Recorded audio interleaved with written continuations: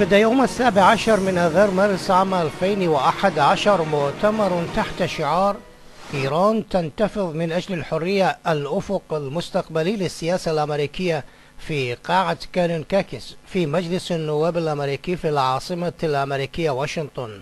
شارك وتكلم فيه كبار المسؤولين في الحكومات الأمريكية في عهد كل من بيل كلينتون وجورج بوش وباراك أوباما، بالإضافة إلى رئيسة لجنة الشؤون الخارجية في الكونغرس وعدد آخر من كبار النواب في الكونغرس الأمريكي من الحزبين الديمقراطي والجمهوري.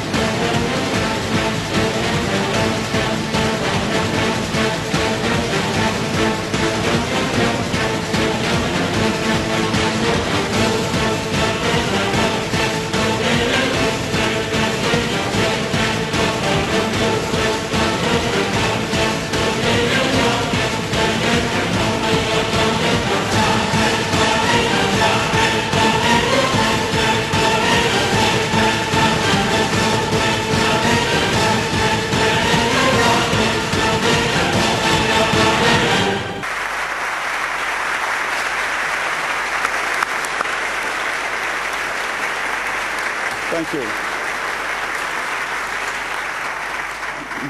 Thank you very much. It is a great honor to be here, and before I make a few remarks, I'd simply like to echo the sentiments of my colleagues in wishing all Iranian people a very happy Iranian New Year, one that will be full of gifts. I propose 3 gifts. The first one is successfully delisting the MEK. The second one, which has been mentioned but is equally important, is ensuring the security of the people of Camp Ashraf.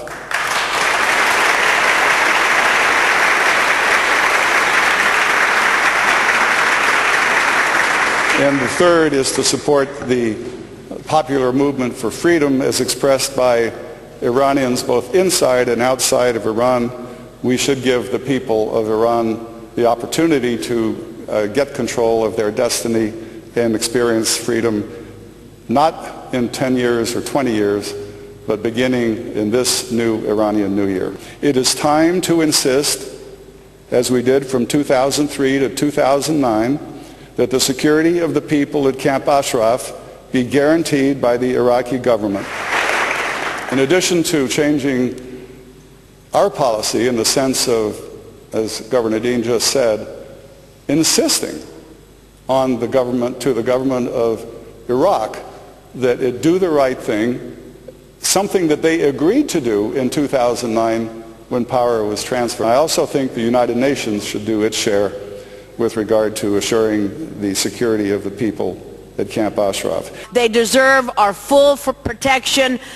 They've not gotten that from the Iraqi forces, and it is up to us to make sure that the Iraqi government complies with all of the accords that they have signed. Shame on us if we don't hold them accountable.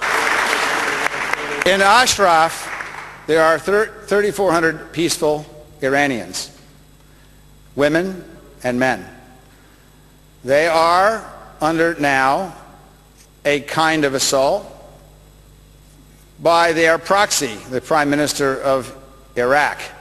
So the people in Ashraf are endangered not just by the mullahs and the ayatollahs and the Revolutionary Guard, who would kill them all at once if they could. They are endangered by the regime in Iraq that we have placed there. Our failure to get the speaker system dismantled, which is a form of psychological torture, is a failure of American foreign policy. Again, I remind Prime Minister Maliki, we made it possible for you to be in power. You owe it to us to to live under democratic principles and at least treat your guests with democratic respect, and those include the people of Ashraf. If we keep pushing, keep moving, keep pulling, when we will see in Iran one person, one vote, freedom and democracy. The time is always right to do right. The time is now. Not next week, not next month, not next year, but now. Thank you very much. Many Iraqis won't change. They're being suppressed by the people with the guns, the people that are in power there today.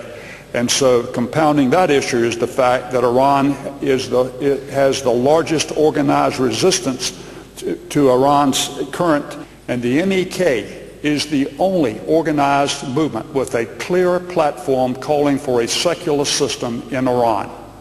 And then to add insult to injury, we have Camp Ashraf, where they have killed or injured the Iraqis that stood by in attacks.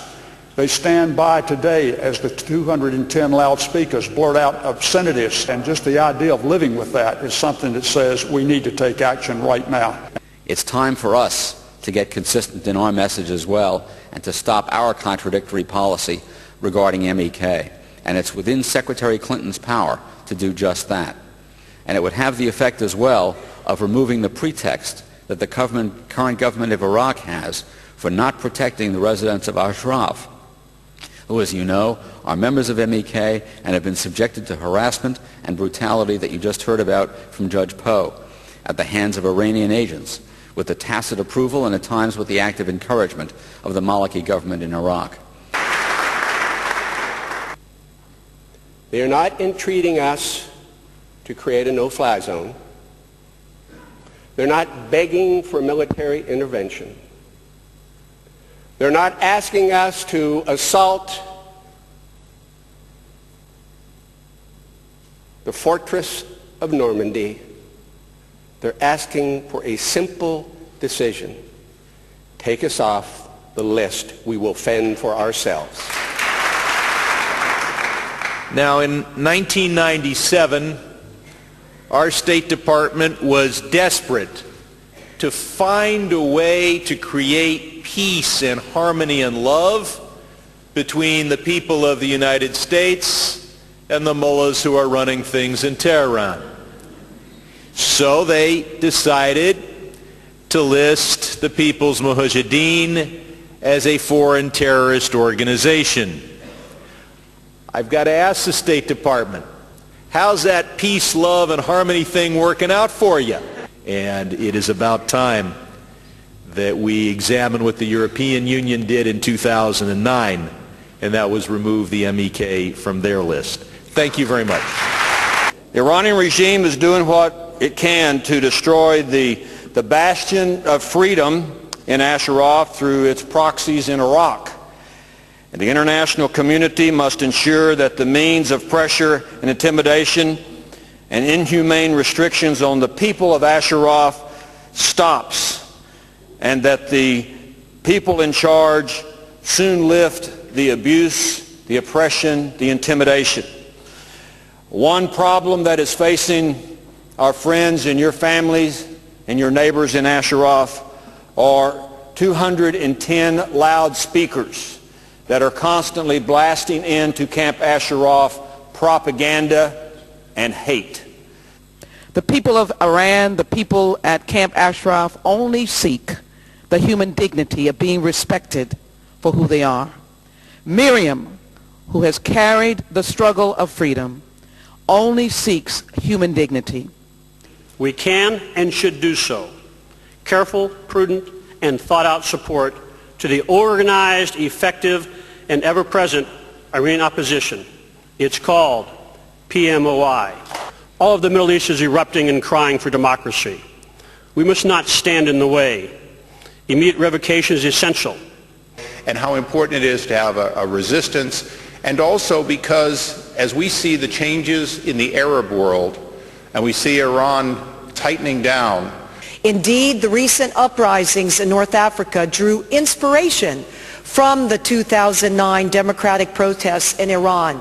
And these Arab demonstrations have in turn invigorated movement on both sides of the Gulf. We know that the winds of change have swept throughout the Middle East, and it is very much time to move the agenda forward in Iran. Thank you very much. And there is absolutely no credible evidence, at least that anybody has heard, we think even on the classified basis, that justifies the maintenance of this organization, MEK, on the foreign terrorist organization list. In fact, all of the evidence militates against it. So what does Secretary Clinton and President Obama need to do quickly, we hope? Delist the MEK, protect the heroes in Camp Ashraf, and make sure that we support freedom in Iran as opposed to standing silent